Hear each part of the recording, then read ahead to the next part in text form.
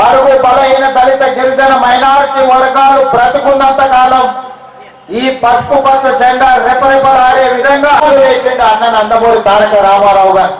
ఇవాళ ఈ ఆదిలాబాద్ బిడ్డలు కొమరం భీంకు వారసులు 400 సంవత్సరాల చరిత్ర ఉన్నది. నిజాం నవాబులు నిర్మించిన హైదరాబాద్ కు ఎంత చరిత్ర ఉందో మీ నిర్మల్ పట్టణానికి కూడా 400 సంవత్సరాల పైబడిన చరిత్ర ఉన్నది. ఎన్నో త్యాగాలకు ఎంతో మంది ప్రాణాలు బలిదానంగా ఇచ్చిన తర్వాత వచ్చిన తెలంగాణకు మొట్టమొదటి ముఖ్యమంత్రిగా తెలంగాణ బిడ్డలకేం కావాలో తెలుసు. ఈ తెలంగాణ గడ్డలు బంగారు తెలంగాణ చేస్తా అని చెప్పి ఆనాడు ఎన్నికల సందర్భంగా జనరంజకమైన హామీలను పేద ప్రజలకు ఇవ్వడం జరిగింది. కొత్తగా వచ్చిన తెలంగాణ, కొత్తగా వచ్చిన ప్రభుత్వం కొంత సమయం ఇవ్వాలని చెప్పి సంవత్సరం ఊరుకున్నాం. కల్వకుంట్ల చంద్రశేఖరరావు గారు 3 బడ్జెట్లను ప్రవేశపెట్టిండు. రేపు మార్చి 11 నాడు 4వ బడ్జెట్ను ప్రవేశపెట్టబోతున్నాడు.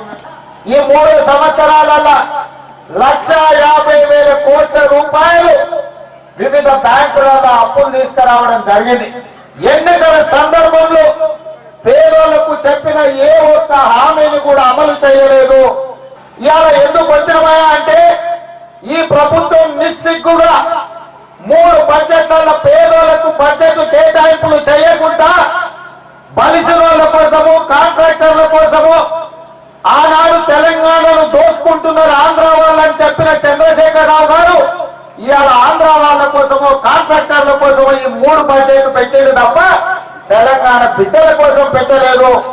బలైన వర్గాలకు, బీసీలకు డబుల్ బెడ్రూమ్లు ఇల్లు ఇస్తా అని చెప్పిడా? ఏదైనా మీ ఊర్లలో డబుల్ బెడ్రూమ్ ఇల్లు వచ్చినాయా?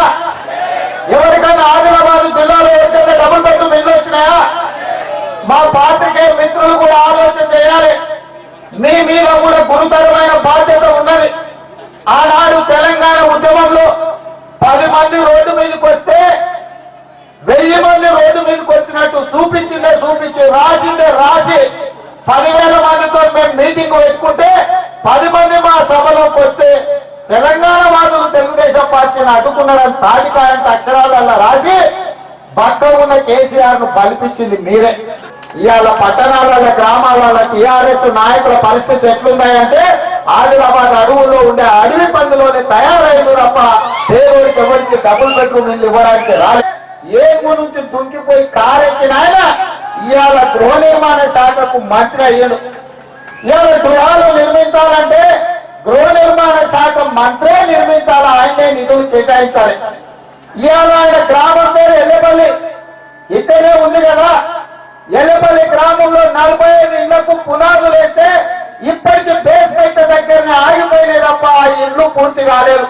ఈ సన్నాసి మంత్రి కూడా డబుల్ బెడ్రూమ్ ఇల్లు చూపించాలంటే ఎర్రవల్లికో నర్సంపల్లికో పోయి కేసీఆర్ ఫామ్ హౌస్ పక్కన తాడదారులాక ఆ ఇల్లు చూపిస్తున్నాడు తప్ప ఈ సోయి లేని మంత్రి సొంత ఊర్లో నిర్మాణం మొదలు పెట్టిన ఇల్లేందుకు పూర్తి చేయలేదని నేను అడుగుతున్నాను మంత్రి ఇక్కడ నుంచి.